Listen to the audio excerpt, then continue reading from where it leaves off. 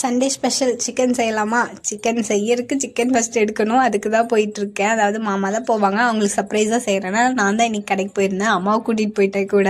அதாவது இந்த சிக்கன்லாம் நல்லா பெருசு பெருசாக நிறைய போடுற மாதிரி தான் இருக்குது வெட்டும் போது. ஆனால் வீட்டுக்கு போய் குழம்பு வச்சு பார்த்தா சட்டியில் ஒன்றுமே இருக்க மாட்டேங்குது. உங்களுக்கும் அப்படி தான் இருக்குமான்னு எனக்கு கமெண்ட் பண்ணுங்கள். சிக்கன் வாங்கிட்டு போகிற வழியில் தான் இந்த புளிய மரம் நான் சின்ன பிள்ளையாக இருந்ததுலேருந்து இருக்குது. அதாவது இலையை விட புளியங்காய் தான் அதிகமாக இருந்துச்சு. அதுதான் பார்த்துட்டு இருந்தேன். எனக்கு இந்த புளியங்காய் வந்து உப்பு மிளகாத்தூள் சாப்பிட ரொம்ப பிடிக்கும். அதாவது காயாக இருக்கணும், பச்சையா. அதை கஷ்டப்பட்டு பறிச்சு எடுத்துட்டு அப்படியே யாருக்கும் தெரியாமல் பையில போட்டு கிளம்பிடலாம்னு சொல்லிட்டு போயிட்டு இருக்கேன். அந்த மாதிரி அறுவடை பண்ண வந்தோமானே தெரில. அடுத்து புளிய மரம் முடிஞ்சுன்னா அடுத்து கருவேப்பிலை செடிக்கு வந்துட்டோம்.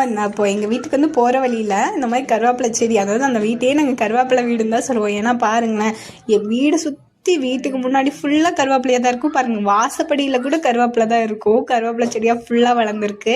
சரி, வீட்டுக்கு தேவையான கருவேப்பிலெல்லாம் ஒரு வாரத்துக்கு என்னென்ன வேணுமோ பறிச்சுட்டு கிளம்பிடலாம் அப்படின்னு சொல்லிட்டு அதை தான் பறிச்சுட்டு இருக்கேன். அப்புறம் சொல்லுங்கள், யாருக்கெல்லாம் அந்த புளியங்காய் வந்து உப்பு மிளகாத்தூள் தொட்டு சாப்பிட்டு ரொம்ப பிடிக்கும்னு எனக்கு கமெண்ட் பண்ணுங்க. புளியங்காய் கருவேப்பிலைன்னு சொல்லி எல்லாத்தையும் எடுத்துகிட்டு வீட்டுக்கு வந்தாச்சு. நெக்ஸ்ட் சிக்கன் குழம்போட வீடியோவில் பார்க்கலாம்.